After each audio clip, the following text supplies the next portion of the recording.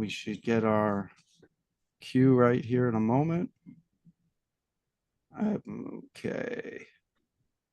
There we go. All right, folks, friends, and fiends. Welcome to this edition of Kettle Whistle Radio. I couldn't be more honored right now. Mike Ancas is with us. Mike Ancas, producer, director, actor, and the man behind the wonderful tribute that I recently saw to George Romero, Chasing Zombies. And I just want to thank you so much for the invitation and to be there among some of the greats. It's hard to explain unless you were there. There was an energy in the room. But Mike, thank you for joining us today, Mr. Ancas. First of all, how are you feeling today? And thanks for joining us so late in the night. I mean, this is No, when it's we can all fine. get together. Fine. Yeah, All right. Well, how do we find you today, sir? Are you in good spirits? Things going well for you right now? excellent. Yeah. Excellent is good. Kind of taking a little break after that big McScare Fest film Yes, festival I put on. Yeah. and that it was. I didn't get to the second half of it. I was honored enough to be there for my gosh. How do I explain this? Paul and I go way back. He introduced me to Dawn of the Dead. Night of the Living Dead I was familiar with since I was a kid. And when I met you at Gross Fest, Mr. Ancas, that's when you were talking about it. And myself, I was there with Bob Hoagland and Jess, artist and actress, artist and muse, and she's also one of my co-hosts. Hmm. You were talking about that, and we were definitely going to make it to the event. I myself made it, and when I went, it was at the Grand Theater at McDonald's, correct? Right? And it was not unlike the invite that Dario Argento gave to those two girls at Demons, the movie Hmm. Demons. Showing up by myself after a nice little trip through a very sketchy forest area. I took a weird route as usual. I'm in the Pittsburgh area. And getting to that wonderful theater, and there was an ambiance when I walked in the room, a comfort factor. It was just like, wow, these people all know each other. They're all here for the same reason, and they're paying tribute to the very man, George Romero, who I was introduced to, like I said, by Paul actually, because Night of the Living Dead I had known, but I got to know George Romero through Dawn of the Dead, and Right. then some. You, however, you were in Day of the Dead, and you worked with Romero himself. You were there on the production, and what was that like? At the time, it really just seemed like a fun thing to do. Like I talk about in Chasing Zombies. It was I kind of went in on a comic book collectible store with one of my friends in the suburb of Pittsburgh called Bloomfield. It's kind of an Italian Sure. area. Um, and Pittsburgh's known for these ethnic suburbs, and they're still intact as well. So and they still celebrate all these Italian days and have parades and things like that. It's pretty cool. Not knowing that, across from where we opened that shop, that was where Tom Savini lived. So when Tom came into the store, we kind of got to know each other a little bit, and he invited me onto the set and decided to make me into one of the special zombies. And it was just kind of a fun thing. I knew who Romero was. I was a big fan. And at the time, it was, I don't know how to describe it. It was just like going out with a bunch of friends and hanging out and doing something. I've been on a lot of sets since then, but that was kind of my first. So, like you mentioned, there was an energy when you Oh yeah. walked into the Grand Theater. Yeah, there was a buzz on that set. I don't know. There was something really special about it. Mhm. So, yeah, it was just really cool. Yeah, and I got to feel it. I just kind of walked in there. I couldn't get a date that night, and I think I told you my grandmother was there in spirit. Yeah. Uh, Grandma Laura from Washington, PA. She introduced me to Night of the Living Dead and Creature from the Black Lagoon. I used to stay up late and watch movies with her. I felt her there that night, and it was more than just a feeling. I know it was just a great place. It was the place for me to be after all these years, to be among you folks. And you guys, I mean, you really tight knit group of people. Can you give us an idea who was I in the room with that night? If you just want to name a few. Jerry Gergely, who's he was Tom's apprentice back in the day, and then now I guess it's going on 25 years coming up. He's the head of the Tom Savini's special makeup effects program in Monessen, Pennsylvania, which is also part of the Douglas Education Center, where also the George A. Romero filmmaker program is housed. Yes, So, so Jerry was there. Mark Tierno, oh no, he was there the next day, I think. I met no. He was Bob there that night. Michelucci was Yeah. there. Mhm. Michael Tommaso was there. He was in Day of the Dead. Yep. Um, and yeah, I think the next day, oh, and maybe when Mark was there, I can't remember. Mark was definitely there Saturday, and he brought uh, a couple people with him. So, and my wife Brenda, obviously, she helped make the film with me, Yes. and a bunch of other local filmmakers who were there to kind of premiere their own horror films. So, That's awesome to give that opportunity back. Yeah, I met your wife actually at Gross Fest. You were there. That was a good time too. I was so glad to meet you there. Tim Gross puts on a good show for the independent artists, which we yep. all enjoy. Um, when did you come up with the idea for chasing zombies? That's a really good question. It, uh, I my first ever Comic Con, other than being a vendor, my wife and I used to be vendors at Comic Cons before they were Comic Cons, uh, nostalgic toy shows and things like that. I was Uh, there. I was definitely yeah, there. we were back when they were in the Monroeville Expo Mart, Hmm. go before they had celebrity guests. But we really enjoy that atmosphere. So, like I talk about in Chasing Zombies, I was up cleaning out the attic, looking through some stuff, and I found this scrapbook that I had made when I was on the set of Day of the Dead. And when I opened it up and took a couple pictures of it, I posted it on Facebook, and then a lot of people started reaching out to me. Wow, we were looking for you. The one guy I found out who wrote the book on the making of Day of the Dead had been looking for me for a while because he'd heard that I was on set for 8 days, but they had my name spelled wrong and he couldn't find me. So then I got invited to my first Living Dead weekend, which was, like 2.5 years ago, I guess. So after that first Living Dead weekend, I was kind of overwhelmed, like you experienced when you walked into the theater, uh, with this group of people that are part of the George Romero family, not only the people that were in the movies, but all the fans. And it was an amazing feeling to meet all these people, and they accepted me instantly as one of the family. And we're talking. I was in the film for maybe 5 seconds, and next to me at that Oh, event. very memorable. Very memorable 5 seconds. Yeah, that's true. That's right. But right next to me at that event was Michael J. Tommaso, who was the football zombie, and I'd never met Michael. And Mark Tierno was right there as well at a table next to me.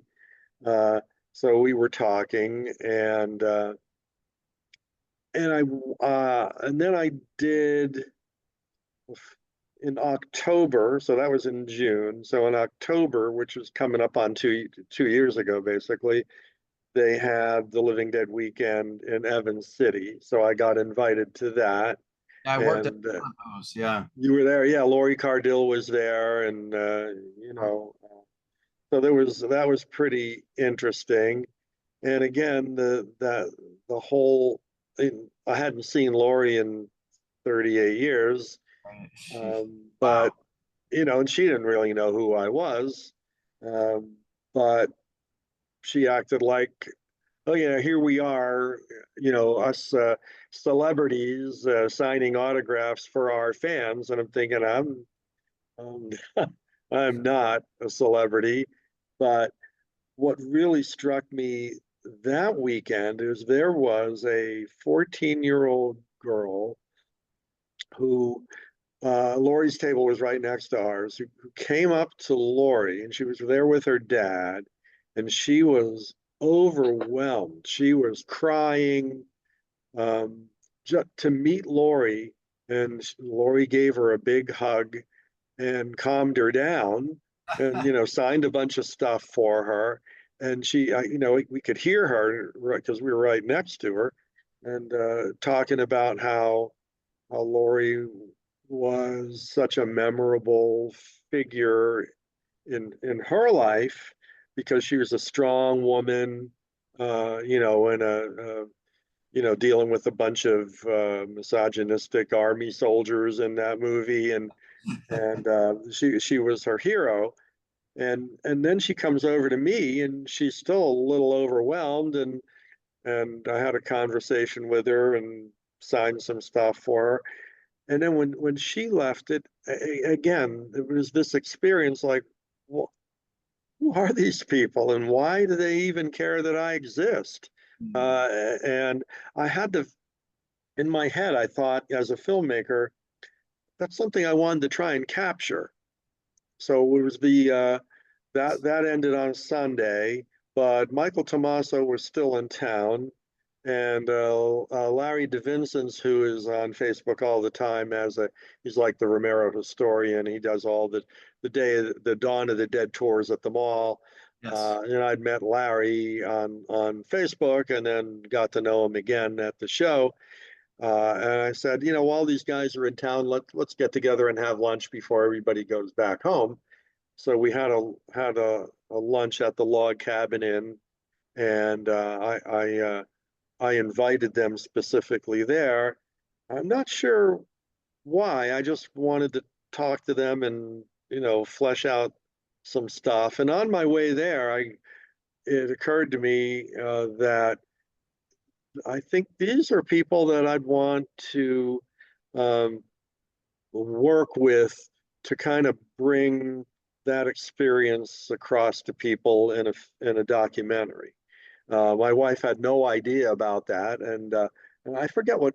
I think I was driving my '92 Civic up there, which is a car that I still race to this day, but it's a fun car, and and because it's kind of a race car to save weight, I took the radio out, so I've got my thoughts to myself, and I Mhm. like that as a writer when I drive that car. Uh, Things come to me, you know.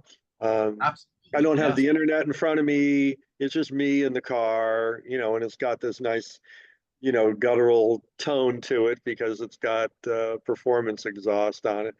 On my way up there, I hatched this idea to do this documentary, and then we were talking, and I asked them if they would be interested in being producers with me because I knew Michael did all these videos all the time when he's at the Living Dead weekend. Actually, anywhere Michael is, he's got a video camera. You can't get it away from him. So, and then I knew that he produced Blu-rays and things like that. So I thought, well, there's a good partner, and Larry knows everybody. So I thought that was a good partner. And I had done a documentary about the men and women that race cars called Chasing Giants, and that was kind of based on the oldest automotive event in the US. I think it's celebrating its 120th anniversary coming up. It's called the Giants Despair Hill Climb. So it's kind of a play off of Giants Despair. And it also shed light on the amazing family of race car drivers that we have that go to these events similar to a Comic Con, except that we get in, of course, we camp out and we drink and things like that.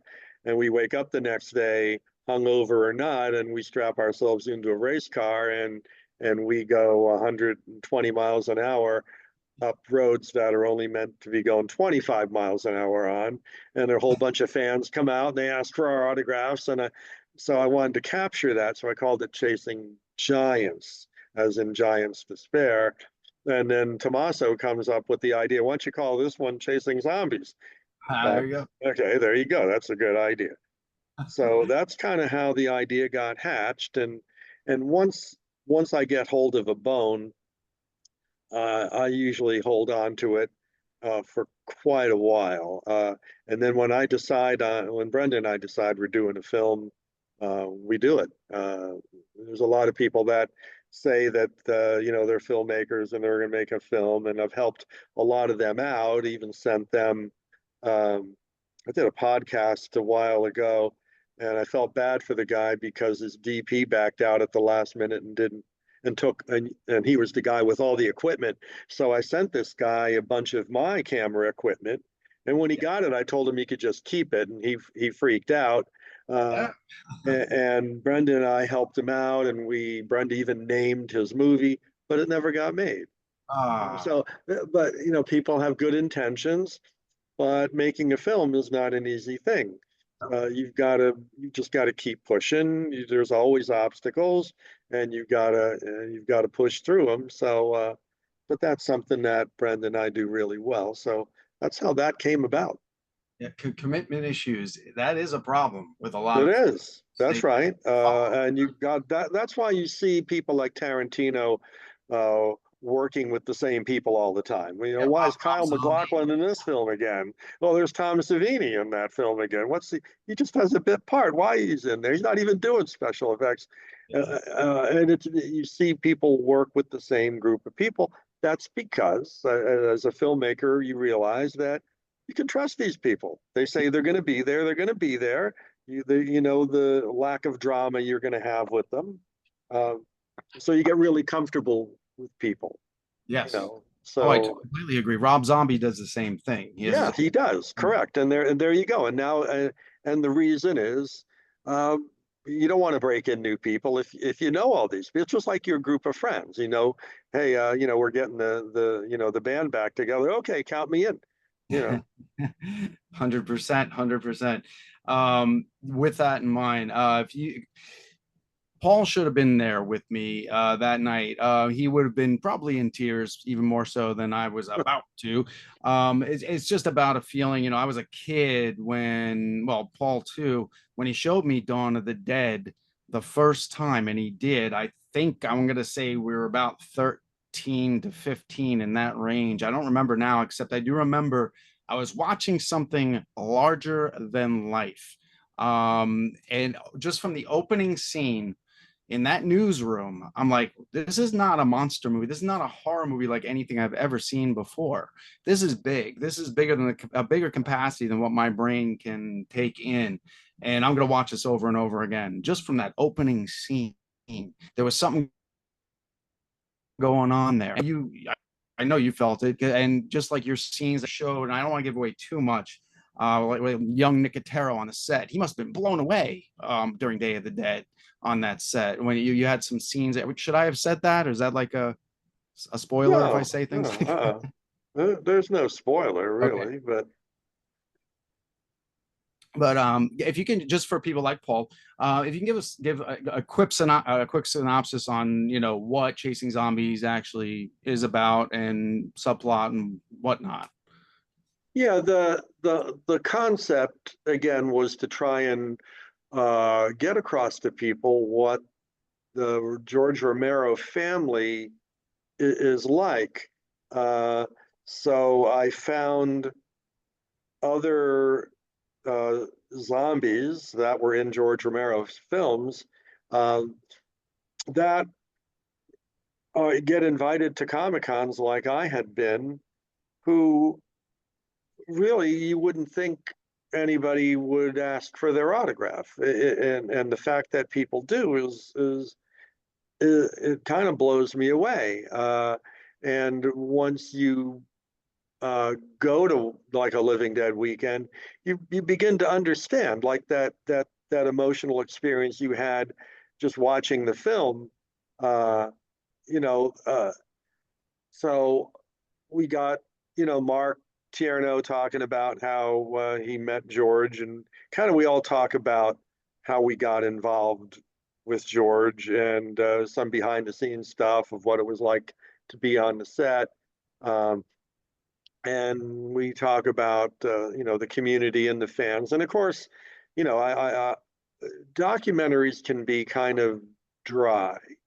I've watched a lot of them, and I don't usually get bored with a documentary. But with Chasing Giants, the car racing documentary, and there's footage of cars getting wrecked. Not as much Hmm. as you'll see on YouTube, but still, this is so you don't get usually too bored with that. But that's only 53 minutes long. But this was going to be about an hour and 40. Uh, so I kind of divided it into three sections. I wanted to capture myself, Jeannie Jeffries, Mark, Bob Michelucci, it was the Scope Zombie, and Don. Uh, and I wanted to have us interviewed and talk about, that stuff, our experience and everything. But it wouldn't be complete without interviewing fans. You would have been a perfect example of that. You're talking about what you're talking about with me right now, your connection with your grandmother, and Oh man, yeah. you saw that in the film with people talking about, especially the one Shad Nowicki's interview. I really like it, talking about how he first got involved as a fan with George Romero. He had that 9-inch black and white Zenith TV that took 80 D-cell batteries, and he's in his barn, and he gets down and he says, "I was watching this movie from start to finish," and he got hooked, and Yes, you know, I met him at a Comic Con, and yeah, that story. I'm glad you captured that in the film. That was amazing. Like you felt him being there in that barn, watching. yeah, That's a that's long right.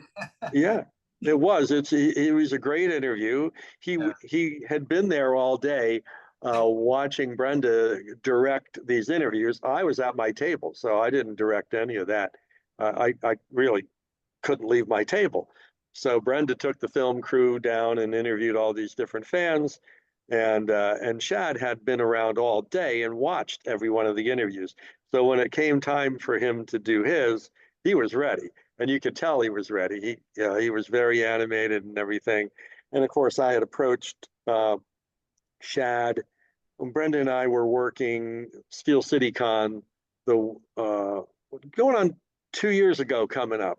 We got to know Bob and Denise, who run Steel City Con, and they had just bought it, and back in 2019, and we were filming our one feature film called Tributaries, and the opening scenes of Tributaries we shot at Steel City Con, because it's about a couple that meets, at a Comic Con, they fall in love, and then, tragic things happen. It's a love story, and it's not, there's no horror or anything. There's no sex. It's low budget, but it is an hour and 40 some minutes long. And Bob and Denise were gracious enough to let us film at Steel City Con, and so far we're the only film group that ever was allowed to film there. Mm. So we wanted to pay Bob and Denise back. So Brenda was working with Marty Cove that weekend, volunteer, and I was helping to do the Q&As on stage. And there were the Hobbit group, and uh, the there was a whole but Paula Abdul and Chevy Chase, and the yeah, Christy Brinkley, and so that was, well, while I was there, that's when I met Shad. So that was 2 years ago, and I looked at his paintings and I thought, this guy's really good. And we were actually wearing the same outfit. We had the same kind of jacket on, and I had a Day of the Dead shirt on underneath it, and he had something like that too. And he wanted a selfie with me, and that stuck in my head. So I contacted him about doing the poster. for chasing zombies.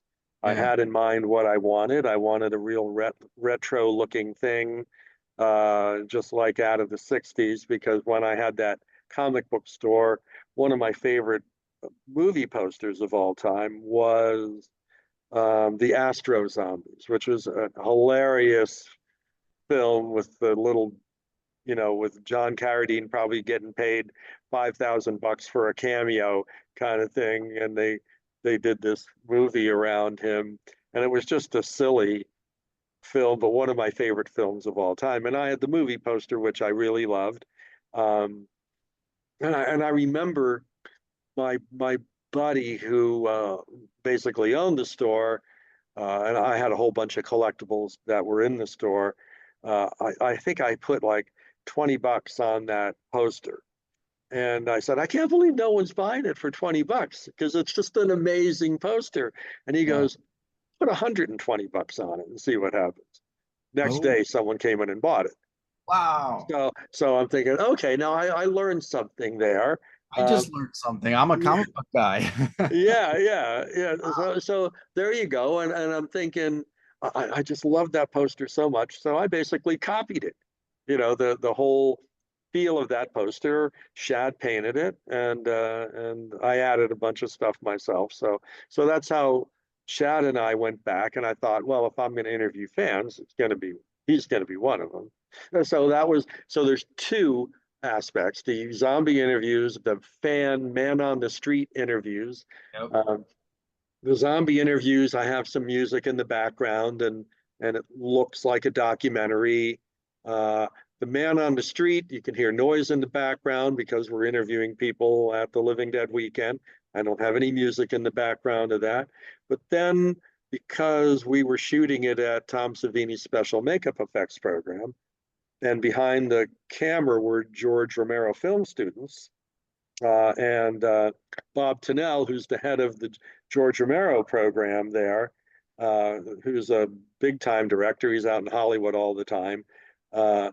He kind of was part of the project, and I kind of felt obligated to let the students kind of show off their special effects knowledge and give them something they could have for their portfolios. So I intercut little action segments of these kids at the Romero, and they were actual students at the time, and they were playing a game called Humans versus Zombies, which I first came across a few years ago.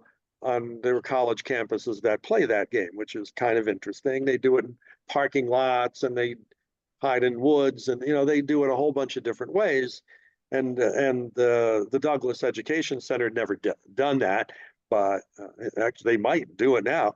But we kind of just made up the fact that they do this game, and they've been doing it for 23 years, and so you get to know each of the students, and they have these plans, and just when the interviews may be getting a little tedious, and you're thinking, how long is this film? Oh, wait, here's a student segment, and they're doing something. And then at the end of the film, um, let's put it this way, they actually get to Yeah. showcase their talents, Yeah. and there's some tragic, gory things that happen at the end, which is kind of interesting. So Yeah. it's like a three-prong approach to the movie. Very familiar bite scene. I'll just say that. Yeah, that's right. Yeah. I wanted to pay tribute to that bite scene, Mhm. and I actually show a clip of it from Dawn of the Dead, and when Tommy, Yeah. takes that first bite. That's the first zombie bite in the first zombie attack in Dawn of the Dead. Yes. So I wanted to pay tribute to that, and I even tried to get the same camera angle out of it.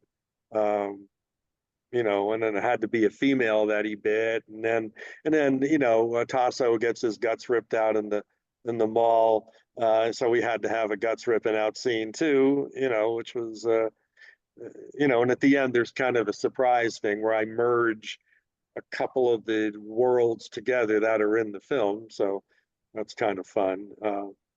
So I that's what I think want. I want to do like a three different looks to the film. Yeah, depth, definitely depth to it. I just enjoyed it. The time went too quick. I know Paul's head is exploding right now. You got there, Oh, Paul. we can do that. Yeah. Well, hold on, we Oh, can yeah, do that. we could Oh actually. wait, I will. I'll pose for that. I'm all. You can put all the You stuff will. on me. I'm all for that. I will. Yeah, David knows it.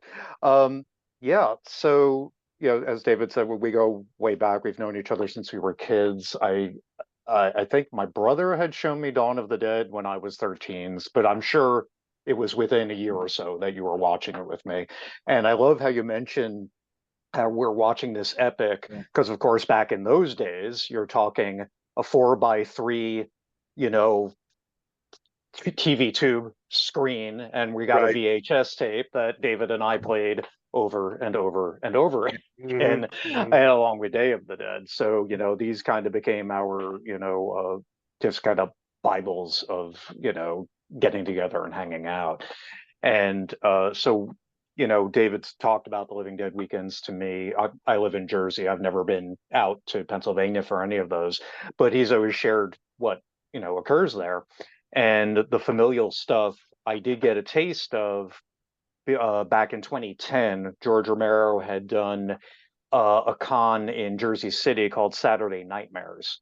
Hmm. And it was him, Tom Savini, Ken Foray, David Emhe, Adrian Barbeau, Joe Wow. Pilato, and Gary Clark. I got to meet them all, and they Wow. were all just the sweetest people in the world. They were all Phenomenal. very, friendly. They were all just, yeah, ask me any question. There's no dumb questions here. They loved the fans. The interaction was just amazing. Hmm. And it was just really great, as a fan to be a part of that because you felt like, you weren't there just watching people talk or sign autographs or everything. There was a whole interactive aspect of that. And I How does it think that's feel? what you guys are talking about as well. Paul, how does it Yeah, feel talking fans. to one of those zombies right now? Yeah, I think yeah, that is amazing. yeah. The fans, and I'm one of them. Um, George is gone now for 7, 8 years, and they want the they George hasn't really made the trilogy is going on 40 years old now, uh, but the fans really want to like be a part of it somehow. They weren't lucky enough to be in the film like me, but but they but they kind of want to meet us. They want to touch things, any kind of memorabilia. They'd like that. Uh, they want to buy copies of different things. They just want to immerse themselves in the experience. And you felt that when you were there with George and Gary Clark and those guys, because they're not around anymore. David just died too. Uh, so to have a little piece of that after watching it so many times and loving his movies, that's what these events do for the fans. And I've been to a lot of Comic Cons, but nothing like the Living Dead weekend. Nothing against Steel City Con, but there's a random group of A-list celebrities that go there, and people wait in line for hours to talk to them for 30 seconds or maybe a minute, shake Right. their hands, get a selfie. Uh, but that, um, but that's not quite enough to get immersed into. I don't care how big of a fan you are of the National Lampoon Vacation stuff, but uh, to be able to hang out for a longer period of time with Christy Brinkley and Chevy Chase and Beverly D'Angelo, that that's maybe as close as you could get. But you'd want all three of those to be right there, and you could be hanging out with them and stuff. But because they're such A-list celebrities, you're never going to get that opportunity. But you can go to a Living Dead weekend, and you can hang out at my table all you want. You That's know, true. Yeah, uh, you proved so that. and of course you'll hear behind the scenes stuff from me and different stuff from Mark and Jeannie Jeffries, and we tried to let the fans know what some of these behind the scenes stories are, and some of them are really interesting. And I remember we did on Friday night, we did a little quiz, a George Romero trivia contest. I handed out papers and people were filling them out, so how did Jeannie Jeffries, get to meet Tom Savini and find her way into the George Romero universe? Well, you'll have to watch the movie to see that, but that was one of the trivia questions. And of course, it gets answered in the film. So I've been at it at every night. I'm sorry, Living Dead weekend. I guess I'm kind of a table because I would leave my table to go talk to you all the time. John Russo being one of them. He's been on the show many times. Yep. But yeah, I love Living Dead. Like you said, it's very interactive, and yes, you can spend time, but you don't want to spend too much time at somebody's table and hurt their sales. Yeah, that's all right. That can happen too. Most of us aren't really there for the money. You know, we like being at the other end of an autograph and just talking to people and comparing stories. And you'll Yeah. find things that, it's a small world. When I first met Mark 2.5 years ago, we were, I don't ever remember being on the set when he was, although I must have been, because he was there the first day of shooting, and so was I. But I just I never met him. Uh, but as we started talking, we realized that we had met each other many years ago because Mark had a Mazda RX-7 car that, and he was part of the RX-7 West Penn RX-7 club. So it's a car club. People have cars with rotary engines in them, because that's a pretty rare thing. There's currently no car being built with a rotary engine now. But I had an RX-7, an old one, and then I had a Mazda Cosmo, which was a pretty rare car.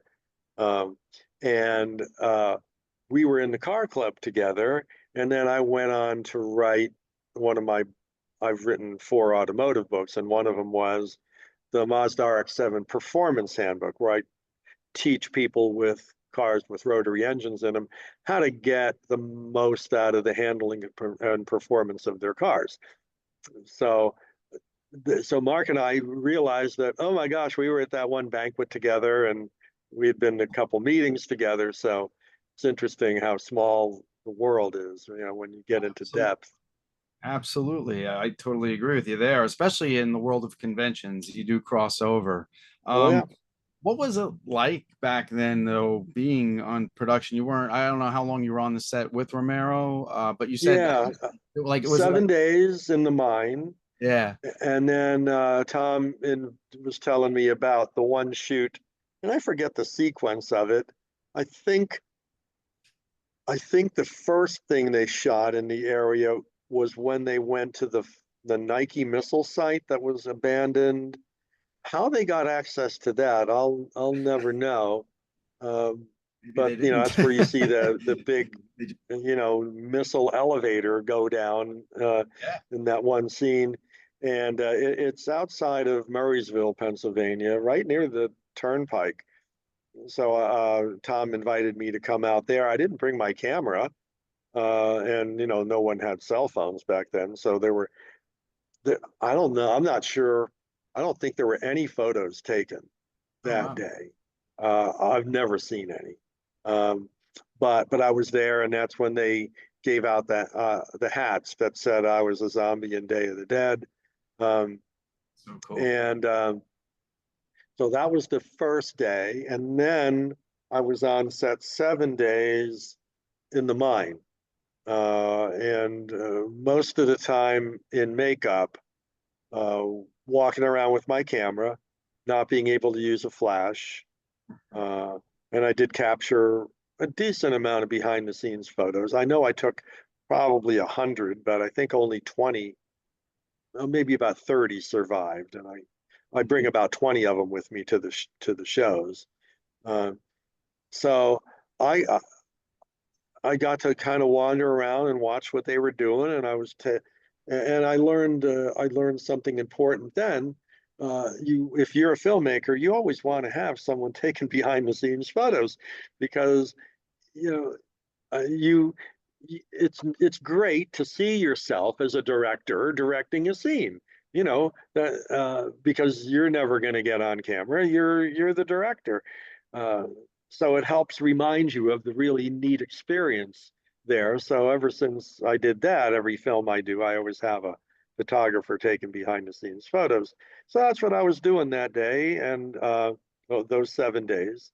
And it really gave me an idea of how complicated it is, and Mm. how many resources you have to get together in order to make a film. Everybody's schedule has to sync up. If one person doesn't show up, it depends on who it is. The whole day could be shot. Um, Correct. Yes. so, and I'm looking at the storyboard and the kitchen wall, which I did get a photo of, by the way. So that's one of the photos I bring to the cons. Uh, and there were like 98 or 99 scenes that were kind of mapped out, storyboarded a little bit. Um, and I'm looking at all of this and all the people with lighting, and thinking, how do you do that? How do you know to do that? And I'm saying to myself, 40 years ago, I'm never going to do that. And then, you You, know, you back, did. and then 6 years ago, I decided to do it. What the You heck? know, I'm right in the middle. I totally understand what you're saying, the being overwhelmed part. I'm in the middle, right in the middle. There's a documentary, a horror documentary that's finished that I'm actually in. I write, and I was interviewed for just a couple of scenes for Points of View. And that being done, Blood in the Reel, the trailer is on Kettle Whistle Radio Facebook all page right. now. That's a good documentary on indie filmmaking, and I learned a lot about that because now I'm associate producer on another one with the same director on how to make monsters. And it's Those Who Make Monsters is the next film, and we have Valerie Sofranco in that one that created Jack Skellington's Fabrication and Gizmo the Gremlin, and just Yeah, just coordinating her, the film crew, director, and myself in one place at one time, which is next right. Saturday. You have to pray that everybody can do it. There's travel, there's expenses, there's places to stay, crash pads, and then you got to actually film it. Yeah, and it could be pouring rain, Amazing, when you're trying to film an outdoor scene. right? Or just coordinating the people in one place. I have total respect for it. Total Yeah, respect that you pulled it off. It's a lot yeah. of work, and I'm not the director. Just getting people in places is enough. But yeah, anyway, Chasing Zombies, so much fun. You pay so much homage, just honor to Mr. Romero and his films. I know, Paul, you got some other stuff to ask Mr. Ancas here. I do have some questions. Okay. So you said you were on the set for 7, 8 days. How Hmm. long did it take you to get into the zombie makeup? And then how many hours per day did you work Mm, as the Uh, zombie? there were 12 hours. They were all 12-hour days or more. Um, and my zombie makeup, originally I thought that Nicotero was involved in that, but when I met Greg, he saw the photo of me as a zombie, and he doesn't quite remember doing that. He said Tom did my makeup. I do remember Tom doing my makeup, but I was actually two different zombies in the film. But the one had the special latex appliances on it, and that was the head ripper zombie. So I would that one, the head ripper zombie, that was a good 3 hours, and that was first thing, in the morning, and then they would touch me up throughout the day. But I don't think I shot my scene until much later in the day.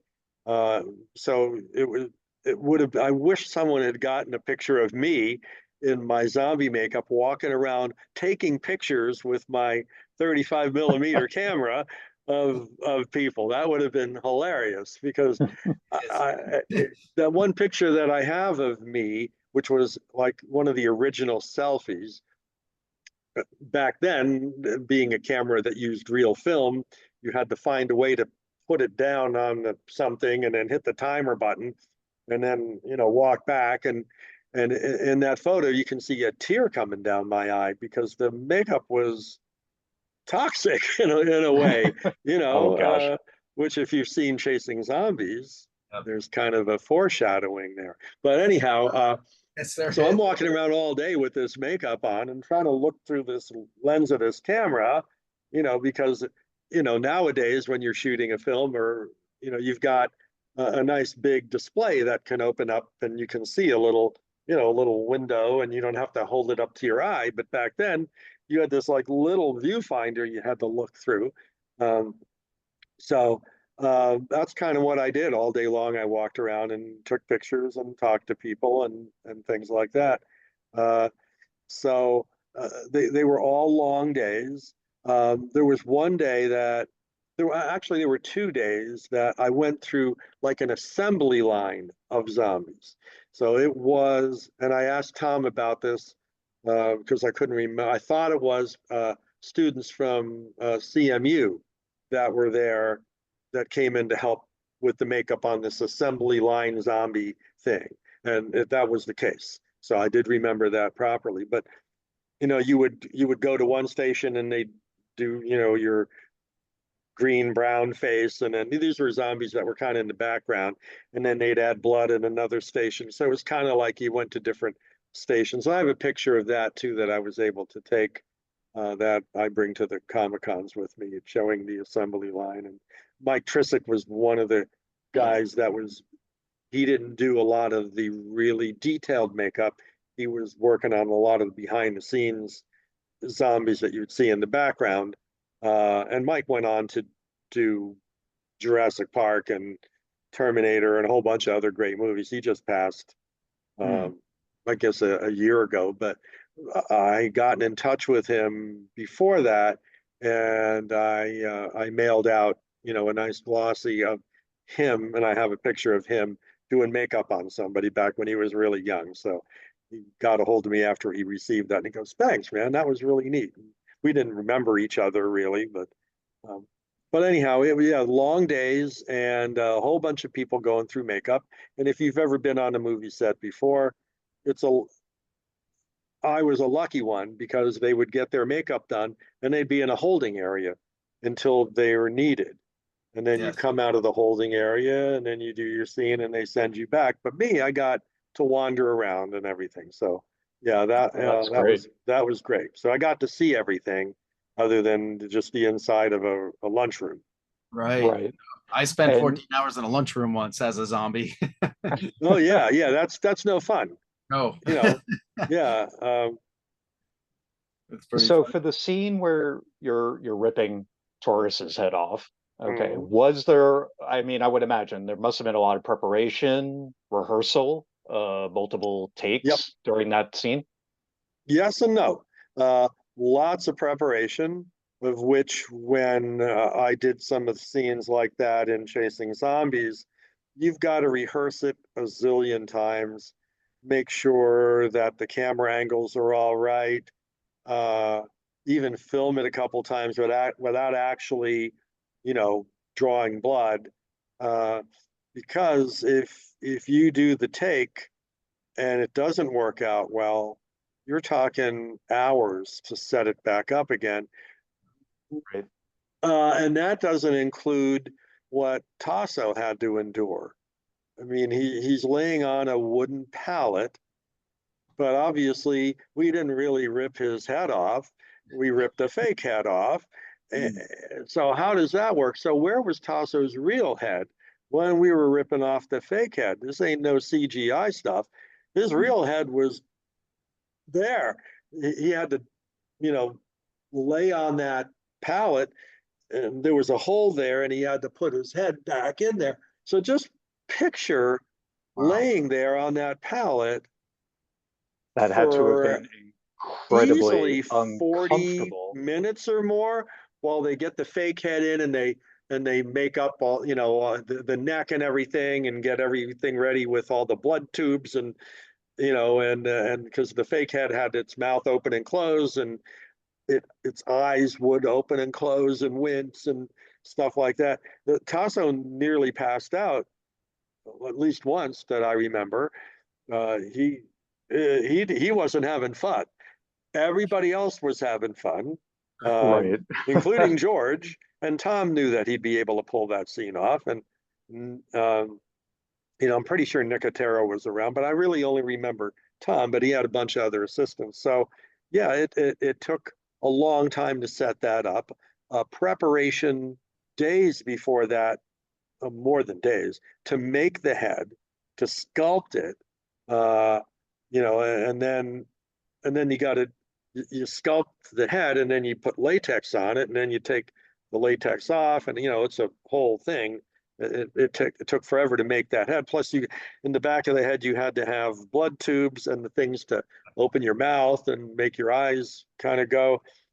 Uh, so that was a one take deal, because if you didn't get it right in the first take, then it would take hours to reset it, and then you'd put Tasso through that again. So there were several scenes like ripping Joe Pilato in half. Those were single takes. You just had to get it right in one take. You had to make sure. And in Chasing Zombies, when we do a neck bite, at one, you can practice and rehearse all you want and get all the camera angles you want, but the one in the scene, the one guy that goes in and bites the neck, he comes out of the camera, the frame. He comes out of it a little bit, and I was thinking, oh man, I should have maybe backed the camera up a little bit more.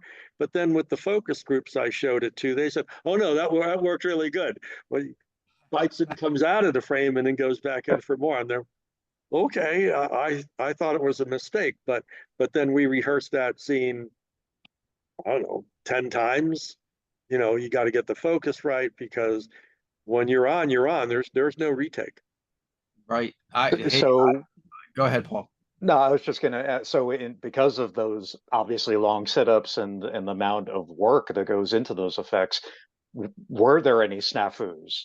Like, did something happen to Torres's head not work, or did you No, at experience all. anything like that? These guys, and that's something that I didn't really notice, but now that you bring it up and looking back on it, what experts these guys are to Wow. be able to do stuff like that and to not have it go wrong. Because in Chasing Zombies, Mark talks about when he was on the set for Creepshow, how time is money, he put it, because there was a scene where the janitor gets killed and there's blood all over the floor. But you're shooting a film out of order all the time. You just have to.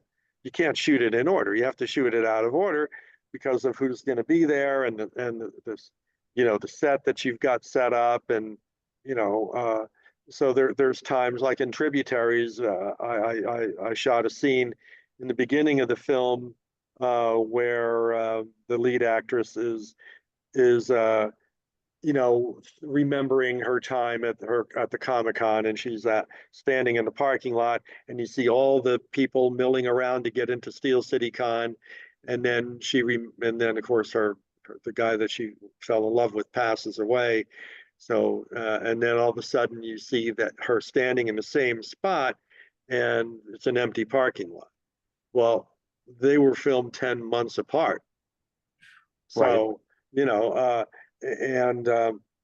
and with the janitor in Creepshow, I guess then after that, I wasn't on that set, but for some reason, someone cleaned up the blood from the floor, but it had to be there because they were shooting another scene the next day where the blood was there. So they had to put the blood back, which I'm sure pissed a few people off.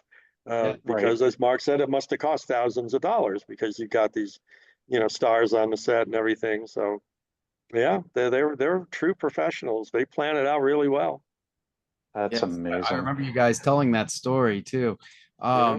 That's just amazing. There's also something, I don't know if you want this to if you want to wait till people can actually see the film. I know you have the Blu-ray going to be available. The cut scene, pun intended, with a certain head Are we allowed to talk about that or? Yeah, sure, you can talk about it. Paul, it's just one of those things, Paul. I really wish you had been there because it's a marvelous cut from Day of the Dead, and it has to. It's the head, isn't it? Torres's head, and you walking around with it. Yeah, it wasn't me. That was Nicotero. Oh yeah, yeah. Yeah, yeah, Oh my gosh. yeah. That's So, something. It took and 8 talk hours. about, you guys have seen the film enough times. So we ripped Tasso's head off, and it's a pretty powerful scene. And as he's screaming, the pitch of his voice gets higher because the vocal cords get stretched. That was kind of an accident, anyhow, but it worked out really well. Uh, and then that's the end of the scene. The head comes off, and that's it. Now that's Nicotero's fingers in the eye sockets. Right. Uh, well, after Ah, that was ouch. over, yeah, right. So that scene's over, and but they went right on to the next scene, which was Nicotero holding the head, and he's a zombie, although he's not the zombie of the soldier that he played. We all did different things there. So this was just another zombie that Tom made him into that had nothing to do with any living character in the film. So he's going to lumber away like a zombie would after he ripped the head off, you know. And George had a camera on a dolly, and you can actually see the dolly in the photos that I took. But the scene is supposed to be uh, Nicotero's like bumbling away, holding this head, which is facing backwards, looking at the camera, and the head is still screaming silently Yeah. and dripping blood. Uh, and the dolly follows, the head, and and in my head when I was taking photos of that, I swear to God, I saw that in my viewfinder of it like a floating head where you could see maybe this much of Nicotero's hand, just above the wrist, and then the head, and it was like the head was kind of floating in air. Uh, and I saw that in my head, but according to Tom, none of that footage ever saw the light of day. The editing, they just felt it was unnecessary. I mean, you just ripped a guy's head off, so how much more do you want? And the films have to be a certain length. You just can't put everything in there. So apparently it ended up on the cutting room floor. But it's clear as day in my head now looking at it because I saw it through my viewfinder Right. as they're doing this. And it took hours to set that scene up, and it got cut. And I thought it Oh was wow. I thought it would have been really cool. Then people asked me, well, you think they're ever going to do a director's cut and things like that? But you got to figure out why what would the motivation be to do that. You need to be able to make money if you're going to spend all that time to do another version of Day with scenes that were cut out of it. Uh, Mm. and so who would see that? Would people come to the box office? Well, I know a whole bunch of people that would, but that's probably not enough to justify the cost of doing that. And does that footage exist?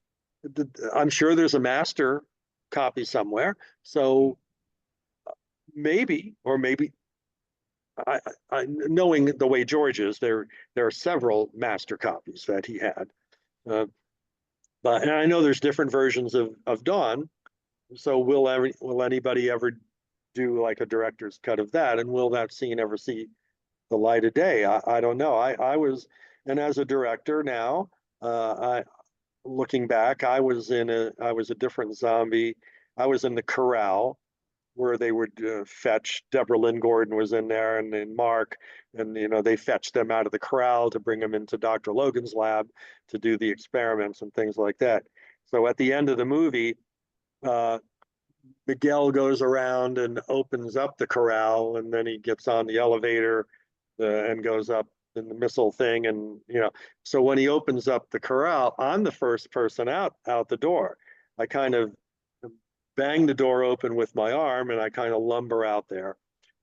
So you see me come out the door, and you see maybe a couple other people behind me, and that didn't make the film because it didn't show a horde of zombies. It showed just a couple people.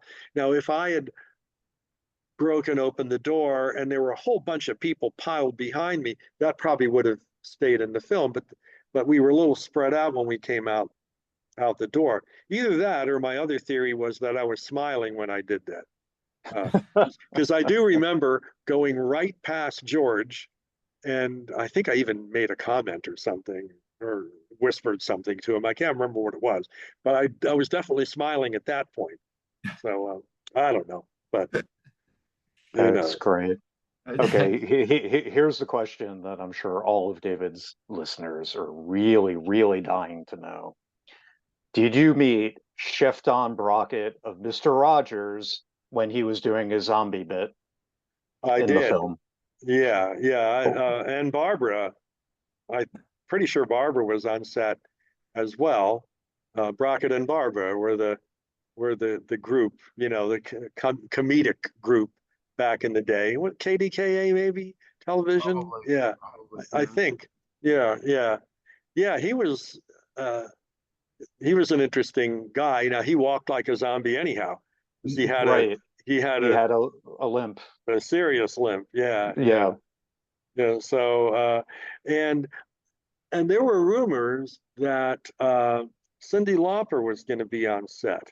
What? Uh, uh, I remember that day clearly, and I'm looking around, and uh, obviously that rumor wouldn't have started unless she was invited to the set, and she responded in a positive way that she was going to be on the set. Oh, And then for some reason she couldn't make it. But that, and I never mentioned this before, but and so no one's might have, this might be the first time anybody's hearing of it, but there was no doubt in my mind that people were telling me, oh, Cyndi Lauper's gonna be on the set that day, and I'm thinking, oh, cool, that would be neat. I think she's awesome. So, Definitely. and they did have a lot of other people. Oh, another thing too, and I don't remember seeing them, but there's a local rock band in the Pittsburgh area from Beaver Falls, Pennsylvania, where they filmed that's basically where the Wampa mine is, right in Beaver Falls, PA, home of who's that? Joe Montana? Oh no, that was a Joe Namath, I think, is from Beaver Falls. that's right. So anyhow, they they were called G-Force. They're three brothers called the Granati brothers, Oh, and they are extremely talented musicians to this day. Picture Eddie Van Halen on the guitar, and David uh, Granati played like Eddie Van Halen. He was doing stuff when Van Halen was doing their stuff. I mean, he was an exceptional musician. Well, they were zombies. oh Oh wow. wow, that's cool. And I've reached out to them, I don't know how many times, and I can't, I I need to try harder, but I would love for them to go to a Comic-Con. Now I know they've become very Christian, uh, so I'm not sure how they feel about them being zombies, and I haven't really looked closely to see where they were.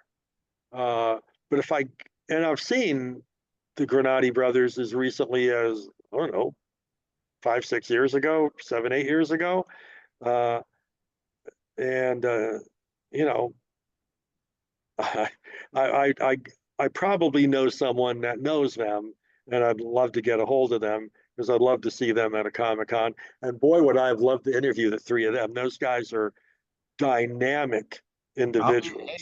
Mike Ancas, we'll be your Huckleberry anytime you can get them. You can use my platform. I'll be glad to do the show for you. Yeah, yeah, I would. Those guys, the interview would be hilarious. They're like the Three Stooges, and extremely great musicians. Hermie Grenati is a great keyboard player. Oh my gosh, and an incredible voice. And he was in the B.E. Taylor band when B.E. Taylor was doing the Christmas album. So that's how. But B.E. Taylor is a local band in Pittsburgh with Rick Witowski, who did the score, contributed a couple songs to the Tributaries soundtrack. Oh, cool. That's So, cool. so I know Rick, and I should just get a hold of Rick You should. and say, deliver me one of the Granati brothers. I need to talk to one of them on the phone. So yeah, I'll probably look to do that because I'd be I've glad to help you out if you do that. Hey, if you do it on your own, that's great. But I'm here if you need me. Be glad. yeah, well, I won't do an official interview. I just want to talk to them, There you go. and then let them know how much I've enjoyed their work over the years. Because as Shad says in Chasing Zombies, he goes, a lot of people say maybe you shouldn't meet your heroes, Mm, and Shad says, no, that's wrong. Do it. Tell them your story. Tell them how much you appreciate it because they could be gone tomorrow. yeah, You want to meet them very because you never true. got to meet George. Very true. Very true. As a matter of fact, I was dedicating this episode to my buddy Fred Beneke, who just passed, who would love this interview. He got me into horror. He took me to see Christine before I was old enough to go see it. Bought me, he gave me Cujo and Pet Cemetery. I'm a writer too, as Paul knows, he is as well. This guy got me into it, and I didn't get to say goodbye properly. So I'm dedicating this episode Yep. to Fred. He would love meeting you too. He big time Romero fan, big horror fan. So, but you're right. Time passes, and I try not to let it go too easy. So Mhm. find those folks. That's what I Yep. say. Definitely. Oh yeah, I agree.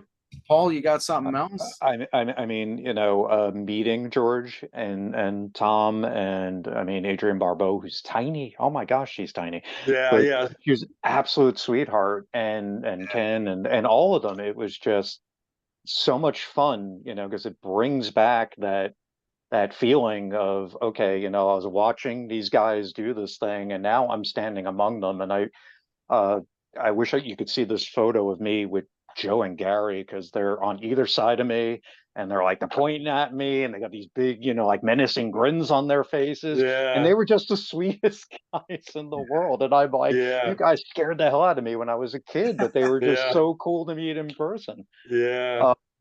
Uh, yeah. So, you can definitely be fortunate enough. I mean, anybody involved in a Romero production, you're a fan, definitely seek these people out and say hi, and they will engage. Yeah, And it will be a very positive experience. they're As a family.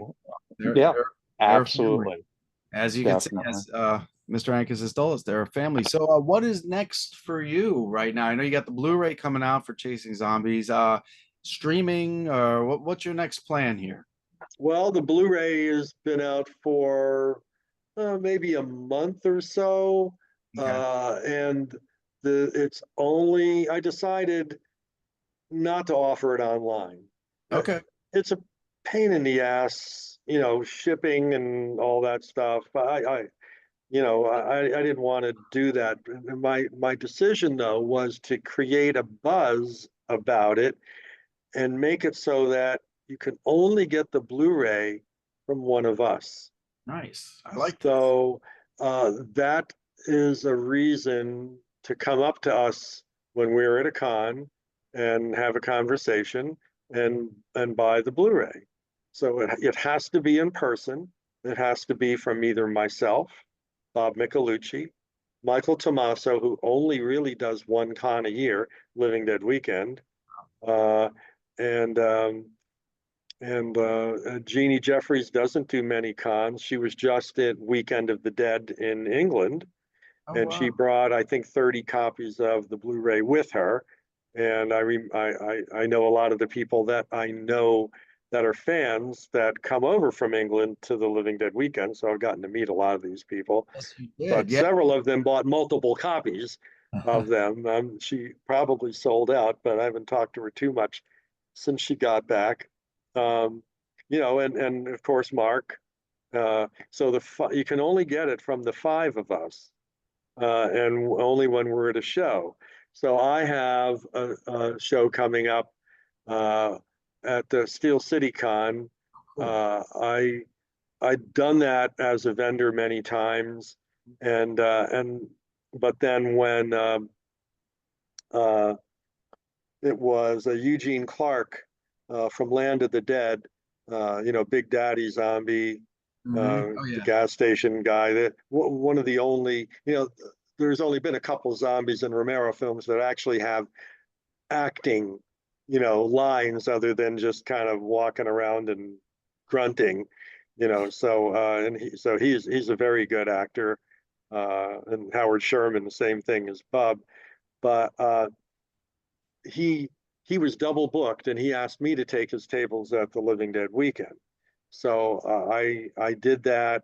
No, sorry, at Steel City Con. So I did that.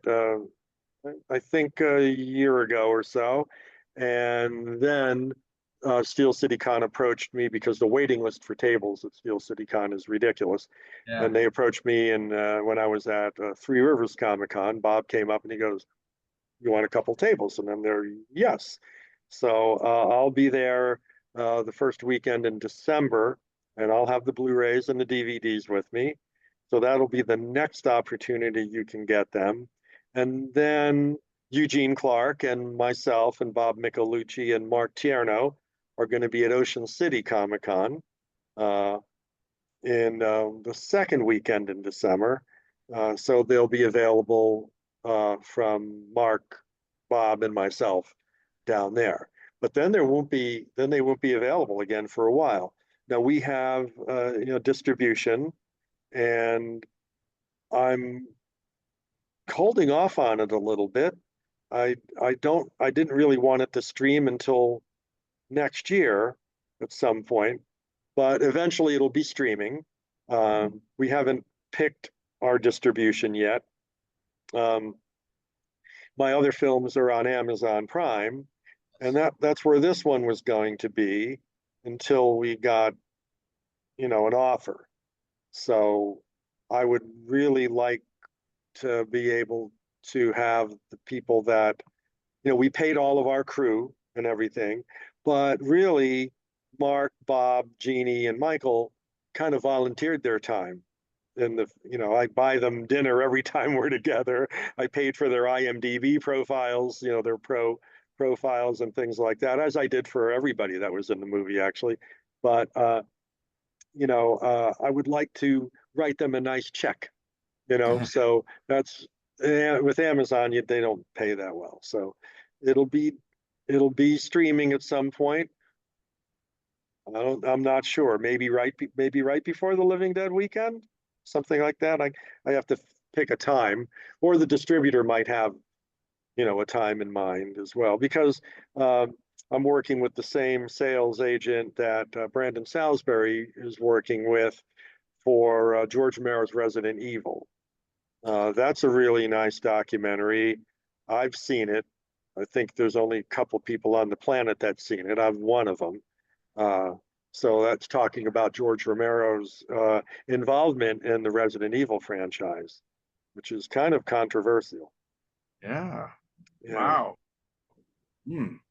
Well, speaking of the man himself, Paul and I are going to do a show on this little ditty here. Have you read this one, Mike? I haven't read it, but I have a copy.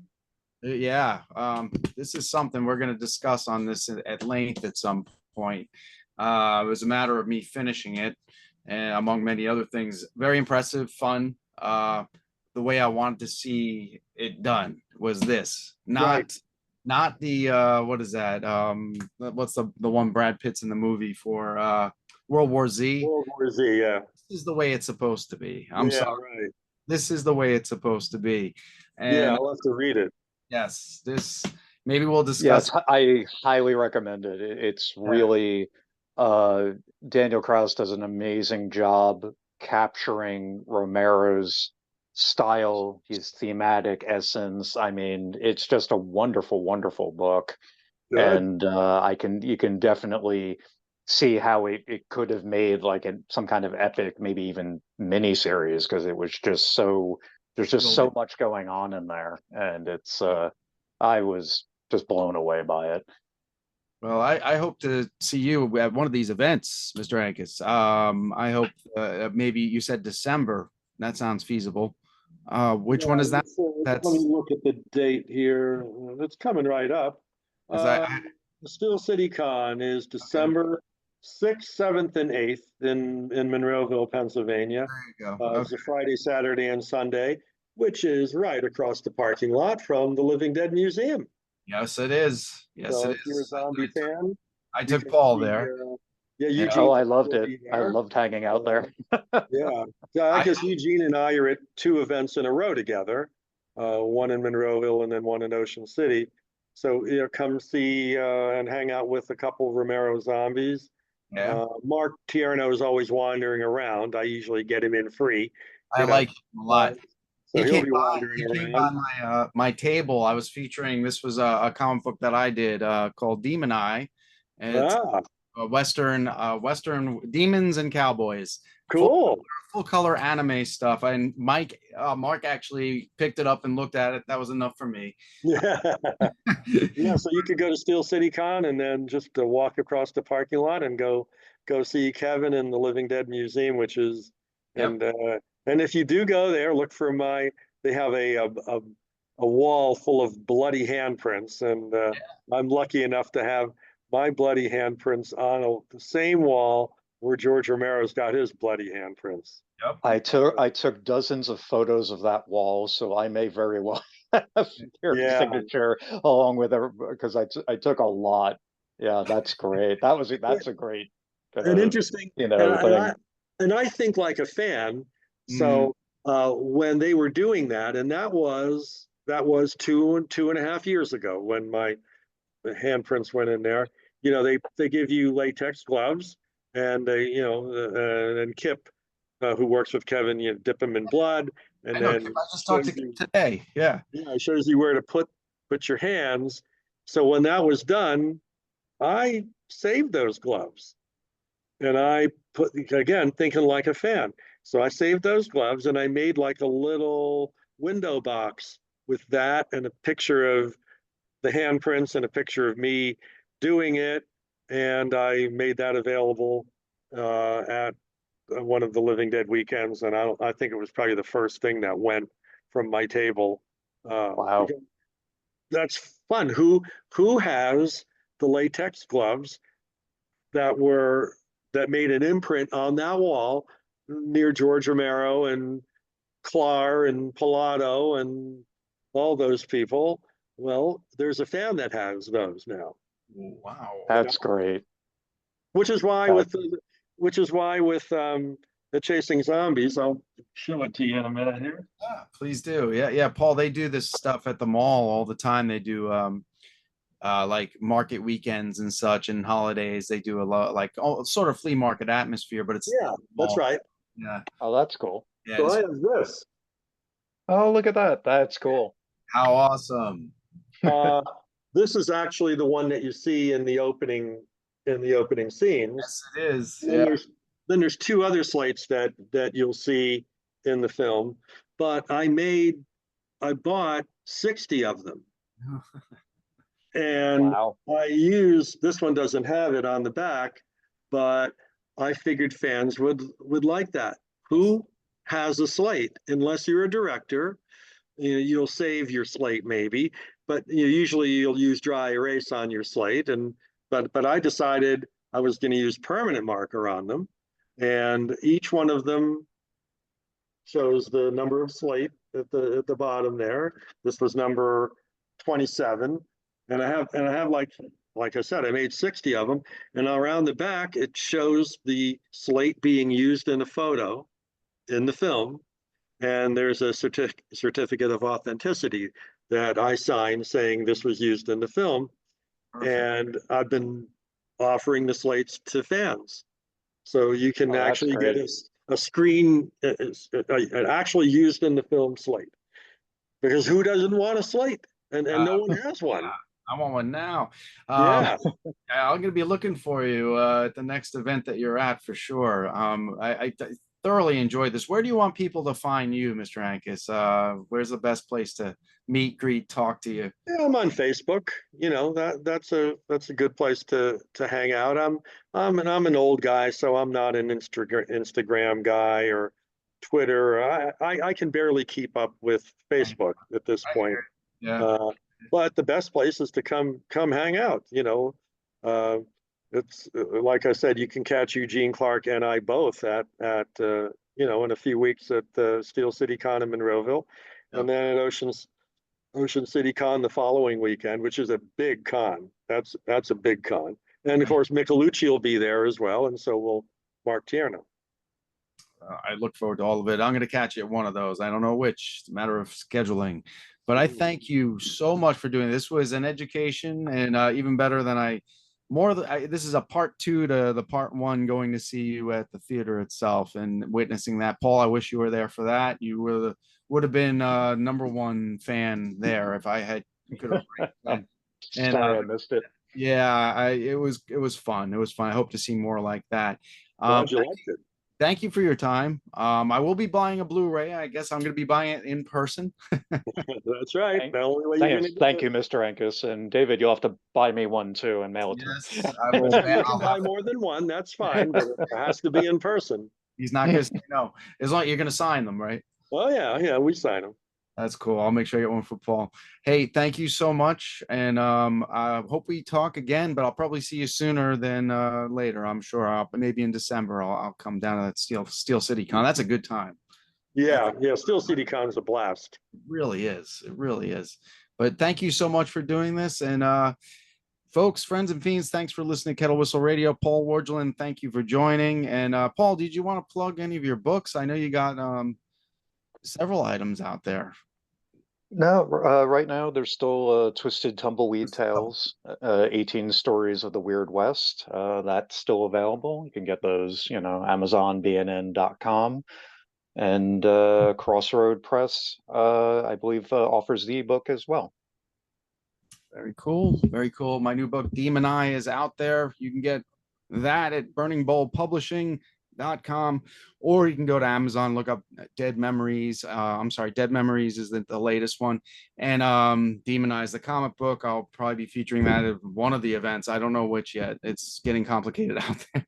But you can find all our episodes. We're on Spotify, Iheartradio, and of course, Facebook. Go to the Facebook page, give us a like, and we appreciate it. I'm at Fairly Dark on Twitter, though I don't use it too much. I'm trying to get back into it.